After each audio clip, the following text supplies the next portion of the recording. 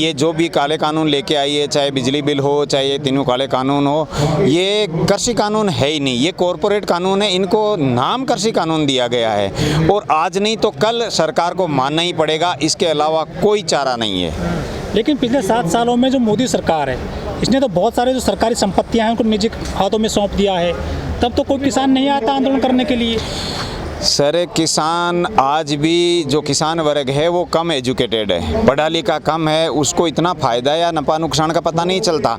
जब इनको अपनी ज़मीन पे आई ना बनाई, और जब आम आदमी को ये लगा कि आज जो 30-32 रुपये किलो आटा मिल रहा है, वो ये कानून यदि बने रहे तो 2-3 साल के अंदर ही वो भी 300-400 रुपये किलो मिलने लगेगा। और ये इतना घातक है। और ये पूरी की पूरी जो ये ज़मीनें हैं, ये इन कानूनों के माध्यम से सरकार अपने दोस्तों को देना चाहती है, कॉरपोरेट घरानों को देना चाहती है। तब इनको समझ में आया कि हमें रोडों पे आना चाहिए। और आज भी जब आप कह रहे हैं कि जब निजीकरण की बात हो रही थी तो ये सड़कों पे नहीं आए, आज किसान सड़कों पे बैठे हैं। ये नुकसान किसका है? आम जनता का है। यदि FCI गोदाम ख़त्म होते हैं तो जैसे महामारी में अभी महामारी आई, उसमें 80 करोड़ से ज़्यादा लोगों को 5 किलो अनाज वगैरह दिया गया। यदि FCI गोदाम ही नहीं होंगे तो सरकार के पास कोई भी अन्न भंडार नहीं होगा, निजी हाथों में होगा सारा का सारा। और निजी हाथों वाले आप देख रहे हैं कि अभी तक तो पेट्रोल डीजल को इनको सिर्फ जो सरकारी कंपनियां हैं उनके अधीन किया गया है। सरकार का नियंत्रण है पूर्ण रूपेण, फिर भी आप देख सकते हैं इनकी क्या हालत है। अब आप सोच सकते हैं यदि ये रोटी को भी तिजोरी की वस्तु बना देंगे तो मेरे ख्याल से इस देश में जीना मुहाल हो जाएगा। सरकार तो पीछे नहीं हट रही ना सर, सरकार किसके लिए है, किनके दम पे बनी है? जब हम राज्य की परिभाषा देखते हैं तो उसमें यह है कि जनता ही सब कुछ है, सरकार तो एक सिर्फ एक माध्यम है शासन चलाने का। मगर इन लोगों ने क्या है कि अपने आप को कहीं ना कहीं ये देशभक्त नहीं लगते। जो ये बहाना कर रहे हैं ना, ये लगते नहीं है। ये बार बार इजराइल का नाम लेते हैं, ये बार बार यहूदी की तरफ जाते हैं। इनका क्या लिंक है इनसे? ये हमें भी समझना चाहिए ना कि इजराइल से इनका क्या रिश्ता है।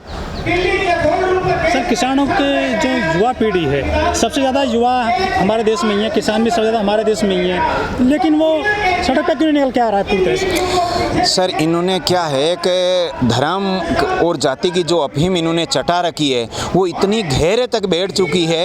ये नशा दुनिया का सबसे खतरनाक नशा है। धर्म और जाति के नाम पे आप खुद देखते हैं कि आतंकवादी बनते हैं, वो धर्म के नाम पे बनते हैं। दंगे जितने भी देश में होते हैं धर्म के नाम पे होते हैं। अब आप करिए कि सोचिए, ये देशभक्ति का राग अलापते हैं। आपने देखा कि ये जाति और धर्म के नाम पे जब दंगे होते हैं तो देश की आंतरिक सुरक्षा को खतरा होता है, देश खंडित होता है। क्या कोई देशभक्त ऐसा कर सकता है? कोई भी देशभक्त होगा वो अपने आप को मिटा करके भी देश को अक्षुण्ण बनाए रखना चाहेगा। सर, 26 जनवरी को आप गए थे लाल किला, वहाँ पर एक किसानों पर आरोप लग गया था कि वहाँ झंडा फहरा दिया एक संगठन विशेष का। फिर से 15 अगस्त आ रही है, फिर से झंडा फहराया जाएगा, तो आपने क्या चौकसी बरती है इस बार, जो किसान जो है बदनाम ना हो? देखो, ये निर्णय तो संयुक्त किसान मोर्चा का है। मैं तो एक अदनाक सा सिपाही हूँ इस आंदोलन का, और वो क्या सुरक्षा क्या सिक्योरिटी करेंगे वो उनका है। मगर जो कुछ पिछली बार हुआ वो एक सोची समझी चाल के तहत था, सबको गुमराह किया था। या गाजीपुर से जैसे जहाँ रूट दिया गया था उस रूट को बंद करके लाल किले की तरफ जाने वाला रूट खोल दिया था। यहाँ पे भी इन्हीं के लोग बीच में थे, उनके द्वारा गलतियाँ कराई गई। और वहाँ पे जैसे तिरंगे का अपमान की इन्होंने बात करी, तिरंगे को किसी ने छुआ तक नहीं। और न वो खालिस्तान का झंडा था, वहाँ निशान साहिब का। निशान साहिब तो मोदी जी जब वहाँ अमृतसर मत्था टेकने गए थे तो उन्होंने खुद ने बांधा है अपने सर पे। ये बीजेपी तो फिर कह रहे हैं ना 15 अगस्त को झंडा फहराएंगे हम। सर, यदि किसान कह रहे हैं और संयुक्त मोर्चा का निर्णय है तो वो होगा ही। और ये यदि सरकार नहीं चाहती तो वही है कि सिंहासन खाली करो कि जनता आती है। सर, बीजेपी वाले तिरंगा यात्रा निकालने वाले हैं, तो क्या किस तरह से सोच रहे हैं, देख रहे हैं आप? मान लीजिए, ये जो फर्जी देशभक्त जो अपने आप को ज़्यादा देशभक्त कहते हैं, ये जिस बात की ज़्यादा चर्चा करते हैं, इन्होंने गाय की चर्चा की। आज गाय की हालत देख लो, गाय को माता बनाया, आज हालत देख लो। ये देश को भारत माता कहते हैं, माता कह करके ये कहाँ ले जा रहे हैं। और जिन चीज़ों ऐसे मान लो कि ये तिरंगा यात्रा निकाल रहे हैं तो कहीं ना कहीं तिरंगा खतरे में है। ये जो बीजेपी है वो कहती है कि ये किसान नहीं है, देशद्रोही है, मवाली है।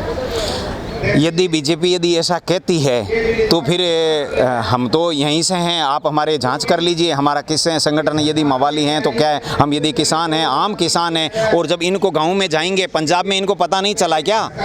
इनको पता चल गया ना, पंजाब में चल गया, यूपी में ये जो चुनाव हुए, छोटे चुनाव, जिला पंचायत समिति के चुनाव, इनमें पता चल गया ना, और भी नहीं समझ पा रही है।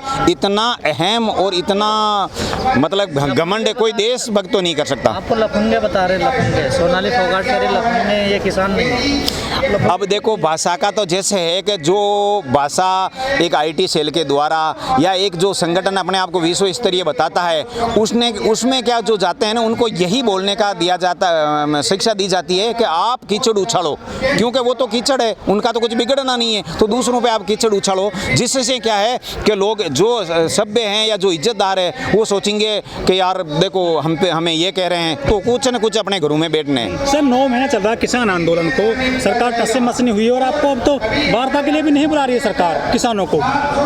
सर मेन जो इश्यू है हम समझ नहीं पा रहे हैं, इसमें क्या है कि अब इनको वोट की ज़रूरत नहीं रही, क्योंकि जब तक ईवीएम है तब तक इनको वोट की आवश्यकता नहीं है, तो इसलिए इनको पता है कि हम कुछ भी कर सकते हैं। ये कहते हैं कि ईवीएम हैक नहीं हो सकती, जब अंतरिक्ष इतने लाख किलोमीटर दूर भी यदि कंट्रोल यहाँ से बैठे बैठे किया जा सकता है तो ईवीएम क्या चीज़ है? फिर भी एक मजाक बना रहे पूरे देश को। जहाँ जहाँ ईवीएम शुरुआत में लागू हुई, जो देश ईवीएम लेके आए वो आज बैलेट पेपर चुनाव करा रहे हैं, तो ईवीएम जब तक है इनको किसानों की या वोट की जरूरत नहीं है। सर पूरे देश में सबसे जो वो बड़ा वोट बैंक है वो उत्तर प्रदेश के किसान हैं, और जो देश की राजनीति का रास्ता भी उत्तर प्रदेश से होकर जाता है। किसान पिछले 9 महीने से बैठे हैं, बाकायदा विरोध कर रहे हैं सरकार का। सरकार को क्या डर नहीं लगता कि उसका वोट बैंक खिसक जाएगा किसानों का? मैंने क्या कहा, जब तक ईवीएम है तब तक इनको कोई डर नहीं है, तब तक इनके सत्ता की चाबी इनके पास में है। अब आप और जब तक इनके ये क्या है कि जब आपने देखा होगा आज तक का सबसे महंगा चुनाव 2014 का है, तो वो पैसा कहाँ से आया? जब अपने इनके दोस्तों ने, हमारे दो वाले जो लोग हैं, इनके 2 दोस्तों ने खर्चा किया, तो उसी के दम पर ये जीत के आए, तो वो अपनी निभा रहे हैं। सर पंजाब और हरियाणा में बीजेपी के नुमाइंदों को किसान दौड़ा लेते हैं, कपड़े फाड़ देते हैं, ये कहाँ तक सही माना जाता है? सर इनकी भाषा, जैसे आपने सोनाली फोगाट का नाम लेकर के कहा कि उनकी भाषा मर्यादित नहीं है, उसी तरीके से इन लोगों की भाषा मर्यादित नहीं है। ये आम जन को इस तरह से गंदी गालियां देते हैं, आप कल्पना करिए, शायद आम आदमी भी किसी को नहीं देता होगा। अब ताज्जुब होता है कि इनको नेता किसने बना दिया, ये सबसे बड़ी बात है। जो बीजेपी की सांसद है मीनाक्षी लेखी, महिला होने के बावजूद वो ये भी कहते हैं कि महिला के सम्मान में भाजपा मैदान में संस्कारों वाली पार्टी बताई जाती है बीजेपी, लेकिन वो आपको मवाली बता देती है। सर अब आप सोच सकते हैं कि जो ऐसे किसानों के लिए जो धरती का वास्तविक भगवान है, मैं वो जो मवाली कह रही है ना, मैं उनको चैलेंज करता हूं कि आप बिना खाए पिए आप जिंदा रह करके बताइए, फिर आपको मालूम चल जाएगा कि क्या है।